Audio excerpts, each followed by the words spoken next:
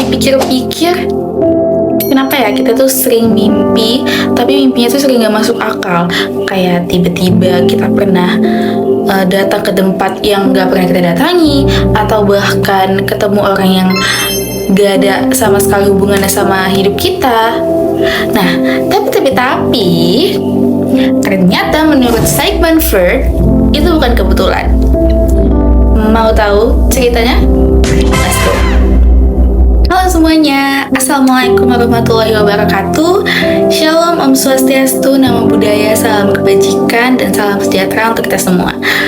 Kembali lagi bersama saya Michelle Kaseza Lumban Tobing dengan NIM 2401965, program studi bisnis digital Universitas Satya Bhinneka. Dan di sini saya akan melanjutkan tugas mata kuliah Bahasa Indonesia untuk ilmiah, yaitu mereview atau menceritakan kembali buku yang saya baca yang berjudul Dream Psychology karyanya Sigmund Freud. So teman-teman, video ini adalah lanjutan tugas mata kuliah saya yang sudah saya review dari halaman 1 sampai halaman 39, dan di video ini saya lanjut dari halaman 40 sampai halaman 100. Jadi setelah di bagian sebelumnya yang dari halaman 1 sampai halaman 39 yang saya baca, sebelumnya Freud itu menjelaskan dasar tentang mimpi dan hubungannya dengan pikiran bawah sadar. Di bagian halaman 40 sampai halaman 100 ini pembahasannya itu mungkin mulai cukup lebih dalam atau lebih kompleks. Jadi di sini Freud itu tidak hanya membahas bahwa mimpi itu bermakna teman-teman, tetapi juga menjelaskan bagaimana sebenarnya mimpi itu terbentuk di dalam pikiran manusia. Jadi di sini itu Freud memperkenalkan konsep yang disebut sebagai proses pembentukan mimpi atau yang disebut dengan dream work. Jadi menurut Freud, mimpi itu bukanlah bentuk asli dari pikiran kita sebenarnya teman-teman.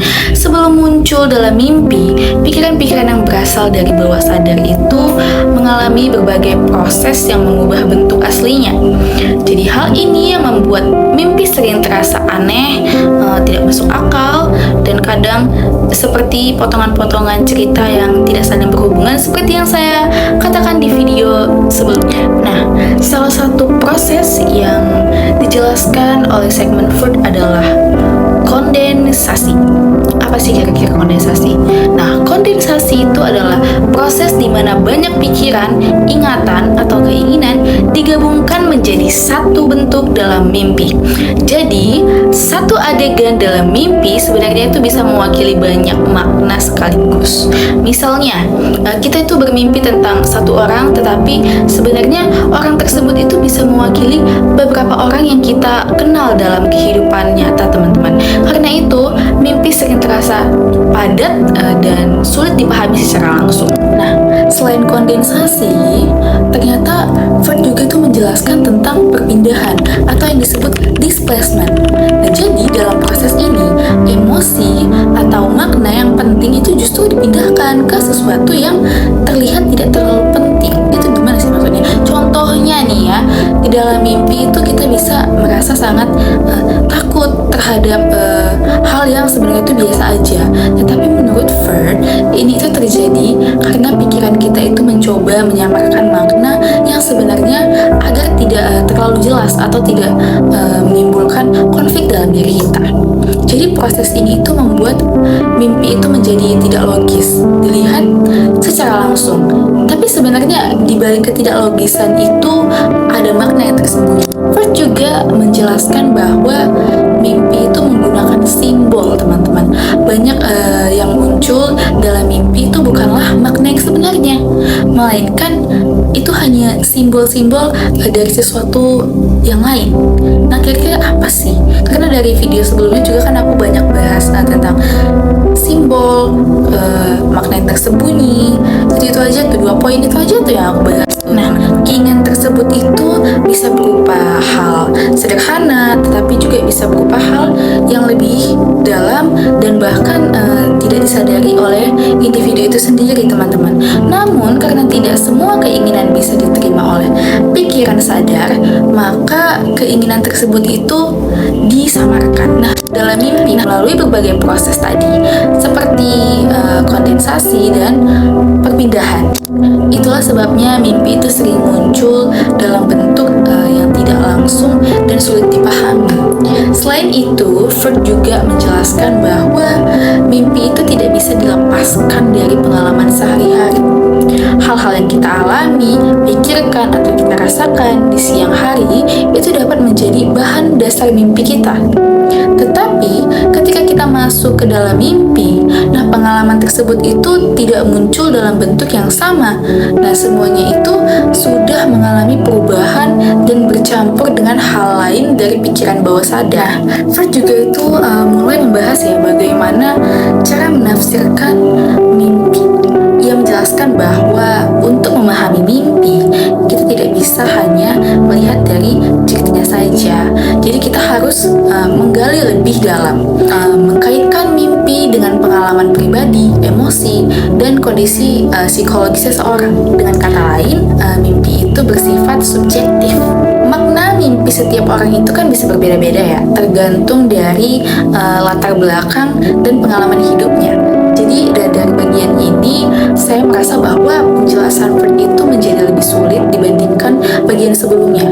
Banyak konsep yang harus dipahami dengan pelan-pelan dan terkadang perlu dibaca ulang sih ya agar bisa itu benar-benar mengerti maksudnya. Namun di sisi lain, bagaimana ini juga terasa lebih menarik karena menjelaskan alasan dibalik keanehan mimpi. Jadi saya itu jadi lebih memahami bahwa mimpi itu bukan sesuatu yang acak ternyata teman-teman, tetapi memiliki proses dan struktur tertentu. Nah, jadi bagian yang paling menarik menurut saya itu adalah ketika Freud menjelaskan tentang kondensasi dan perpindahan. Nah, dari situ saya jadi lebih paham dan lebih mengerti kenapa mimpi itu bisa terasa sangat aneh, bahkan kadang tidak masuk akal sama sekali. Setelah membaca sampai halaman 100, saya merasa bahwa mimpi itu sebenarnya cukup kompleks dan tidak bisa dipahami secara langsung. Jadi kita itu perlu melihatnya terlebih dahulu atau lebih dalam untuk bisa mengetahui makna yang sebenarnya. Jadi dari halaman 40 sampai 100 ini bisa disimpulkan bahwa Freud tidak hanya menjelaskan bahwa mimpi itu memiliki makna, tetapi juga bagaimana mimpi itu terbentuk melalui berbagai proses dalam pikiran. Jadi hal ini membuat mimpi itu menjadi sesuatu yang unik, kompleks, dan membutuhkan penafsiran untuk bisa dipahami secara lebih mendalam. Jadi kalau dipikir-pikir, mimpi yang selama ini kita anggap aneh, random, bahkan tidak masuk akal, ternyata bisa jadi bagian paling jujur dari pikiran kita sendiri. Nah, dari halaman 40 sampai halaman 100 ini, jadi intinya itu Freud menjelaskan bahwa mimpi itu tidak muncul begitu saja, tetapi melalui proses yang cukup kompleks seperti kondensasi, perpindahan, dan penggunaan simbol. Jadi proses-proses inilah yang membuat mimpi itu terlihat membingungkan, padahal sebenarnya menyimpan makna yang lebih dalam gitu. Jadi dari sini saya jadi lebih memahami ya bahwa mimpi itu bisa menjadi salah satu cara untuk melihat sisi lain dari diri kita, terutama bagian pikiran yang tidak kita sadari. Ya walaupun ya isi buku ini tuh cukup sulit lah dipahami di beberapa bagian, tetapi justru nih memberikan sudut pandang baru yang membuat saya jadi lebih penasaran dan tertarik untuk mempelajarinya lebih lanjut. Jadi mungkin setelah ini saya tidak akan lagi melihat mimpi itu hanya sekedar bunga tidur, tetapi sebagai sesuatu yang bisa saya pahami lebih dalam. Sekian lanjutan review dari saya. Terima kasih sudah menonton. Assalamualaikum warahmatullahi wabarakatuh. Shalom, Om Swastiastu, Namo Buddhaya, salam kebajikan.